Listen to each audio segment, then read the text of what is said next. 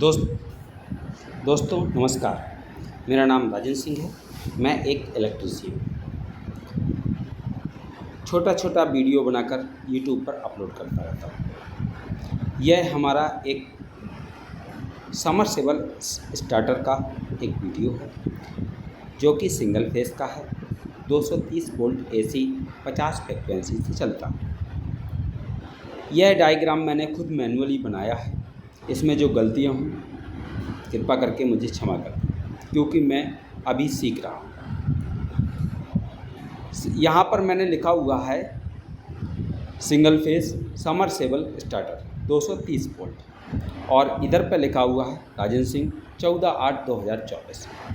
इसका मतलब ये है कि जो सिंगल फेस का जो स्टार्टर है वो 230 वोल्ट एसी से चलता है और राजेंद्र सिंह मेरा नाम है। 14/8/2024 को मैंने यह वीडियो बनाया। अब आगे देखते हैं एक समरसेबल स्टार्टर। तो समरसेबल स्टार्टर हम एक कॉन्टैक्टर के माध्यम से बनाते हैं। समरसेबल स्टार्टर हमारा दो तरह का वायरिंग होता है समरसेबल स्टार्टर के अंदर। एक होता है कंट्रोल वायरिंग, दूसरा होता है पावर वायरिंग। तो अभी तक आपने यूट्यूब में देखा होगा बहुत सारा वीडियो है, लेकिन जब भी आप देखते होंगे तो कंफ्यूज हो जाते होंगे कौन सा वायर कहाँ गया। लेकिन इस डायग्राम के माध्यम से आपको एकदम क्लियर समझ में आएगा कि कौन सा डायग्राम में कौन सा वायर कहाँ जा रहा है और उसका क्या यूज है। तो सबसे पहले यहाँ पर हम देखते हैं कि यहाँ पर P और N लिखा हुआ है 230 वोल्ट एसी। तो ये 230 वोल्ट एसी जो सप्लाई है वो फेज और न्यूट्रल हमने लिया गया। ये आपका कहाँ से लिया गया? जो आपके घरों में आपका कोई बोर्ड है, पावर बोर्ड है, उसी से माध्यम से लिया गया, या फिर हमने एक पावर बोर्ड में सॉकेट लगा रहता है उससे लिया गया। अब यहाँ पर हमने एक फेज का जो समरसेबल स्टार्टर के अंदर जब हम कंट्रोल वायरिंग करेंगे तो कैसे करेंगे, तो जो हमने कंट्रोल वायरिंग के साथ साथ पावर वायरिंग भी देख लीजिएगा। तो यहाँ पर जो फेज है वो फेज हमने सबसे पहले एक MCB लगाया हुआ है। अब MCB लोड के हिसाब से, यहाँ मैंने कोई उसका रेटिंग नहीं लिखा हुआ है। MCB आपका रेटिंग के हिसाब से इसमें आप लगा सकते हैं। मैंने केवल MCB लगाया है। MCB का फुल फॉर्म होता है मिनिएचर सर्किट ब्रेकर। MCB आपका क्यों लगाया जाता है, इसका क्या मतलब है, तो हम यह समझते हैं कि MCB जो है वो आपका दो तरह का सेफ्टी प्रदान करता है। वो एक होता है शॉर्ट सर्किट, दूसरा होता है ओवरलोड। जो शॉर्ट सर्किट कंडीशन में क्या होता है, इसमें आपका मैग्नेटिक कॉइल लगा रहता है। तो उसमें क्या होता है, उस रेटेड करंट के से ज़्यादा अगर करंट फ्लो होता है तो सर्किट को खोल देता है। और दूसरा होता है शॉर्ट सर्किट कंडीशन में इसमें बायोमेटेलिक्स स्टिप वर्क करता है और सर्किट को खोल देता है। और जो ओवरलोड कंडीशन हमें कैसे मिलती है, जब हमारा जो लोड साइड में अगर हमारा जितना रेटेड का आपका MCB लगा हुआ है उससे ज़्यादा अगर करंट फ्लो होता है तब आपका ओवरलोड सेफ्टी देखने को मिलता है। और शॉर्ट सर्किट में जब आपका phase two body, phase two neutral, और तब आपका ऐसा अगर देखने को मिलता है तब आपको शॉर्ट सर्किट कंडीशन का सेफ्टी देखने को मिलता है। अब हम फेज को जब MCB को ऑन करेंगे तो MCB में जो NO है वो NC बन जाएगा। इसका NO का मतलब होता है खुला और NC का मतलब होता है बंद। तो जो हमारा जो सप्लाई है वो आगे जाएगी। अब आगे हमारा सीधा गया NOPB पर। अभी हम इसको ध्यान नहीं देंगे, ये कहाँ गया इसको बाद में बताएंगे हम, पहले हम कंट्रोल वायरिंग समझ लेते हैं। तो NOPB का मतलब होता है normal open push button. Full form होता है नॉर्मल ओपन पुश बटन। तो नॉर्मल जो ओपन पुश बटन होता है, अगर आप उसको बहुत बारीकी से देखेंगे तो उसके अंदर 3 नंबर और 4 नंबर लिखा रहता है। जो 3 नंबर होता है वह आपका होता है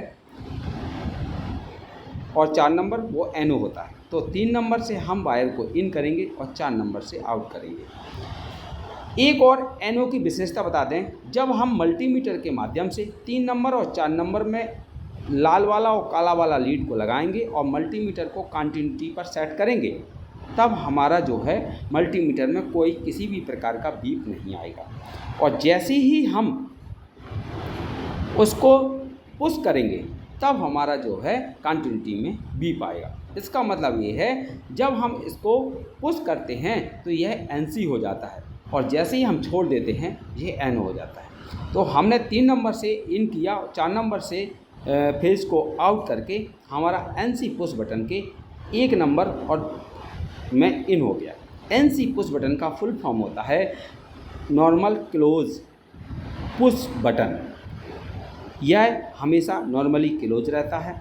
और एक और विशेषता बता दें कि जो NC पुश बटन होता है वो लाल कलर का होता है। लाल कलर का मतलब होता है खतरा, और NO पुश बटन होता है वो हरा कलर का होता है। इसका मतलब है रास्ता साफ है।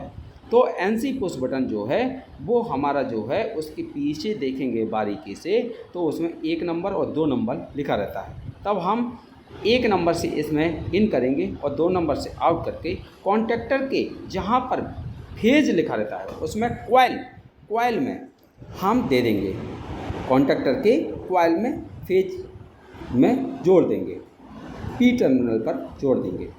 अब हमारा कॉन्टैक्टर को फेज तो मिल गया लेकिन न्यूट्रल नहीं मिला, तो न्यूट्रल मिलने के लिए हम सीधे उसके N टर्मिनल पर सीधे एक न्यूट्रल वायर को जोड़ देते हैं। ठीक है, अभी आपने यह देखा, लेकिन जब तक इस माध्यम से जब तक आप इस कॉन्टैक्टर को ये हरा बटन दबा के यानी कि NO पुश बटन दबा के रखेंगे तब तक जो है आपका कॉन्टैक्टर में कॉइल एनर्जाइड होगा और कॉन्टैक्टर आपका चिपका रहेगा। और जैसे ही कॉन्टैक्टर का जो किट है वो आपस में चिपका रहेगा और जैसे ही आप इस हरे बटन को छोड़ देंगे कॉन्टैक्टर आपका बंद हो जाएगा। अभी हम इसको होल्डिंग कैसे देंगे, तो पावर के साथ में होल्डिंग भी देख लेते हैं। तो हमने न्यूट्रल है वो सीधे कॉन्टैक्टर के किट में दे दिया और जो फेज है वो MCB के आउट से यहाँ से ऐसे सीधे दे दिया। अब जो है आपका जैसे ही कॉन्टैक्टर चिपकेगा तो सप्लाई आगे चली जाएगी। जब आगे चली जाएगी यानी कि जब आप NO पुश बटन को दबाएंगे तो सप्लाई कॉइल एनर्जाइड होगा, मैग्नेटिक बनेगा और उसका जो कॉन्टैक्टर का किट है वो लगेगा वो सप्लाई आगे चली जाएगी। तो जैसे ही आगे जाएगी यानी कि T1 T2 से आगे जाएगी और L1 L2 से इन होगा और T1 और T2 से आउट होगा। अब जो है सप्लाई जो है हमारा सीधा जाएगा RYB टर्मिनल पर। अभी R और B में हमारा न्यूट्रल और फेज पहुंचा।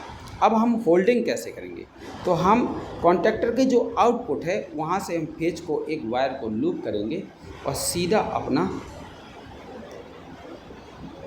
अपना जो NC बटन के 1 नंबर टर्मिनल पर दे देंगे। जब हम जैसे ही इसको हरा बटन को दबाएंगे तो हमारा जो है ये एनर्जाइड होगा और ये किट लगेगा, इसके सप्लाई आगे जाएगी और इसमें घूम कर आ जाएगी, यानी कि हमारा ये बराबर लगता रहेगा इस माध्यम से। अब हमारा जो है RYB यहाँ पर लिखा हुआ है RYB, यह क्या है, तो RYB एक जो समरसेबल के 3 तार होते हैं, एक लाल, एक पीला और एक नीला।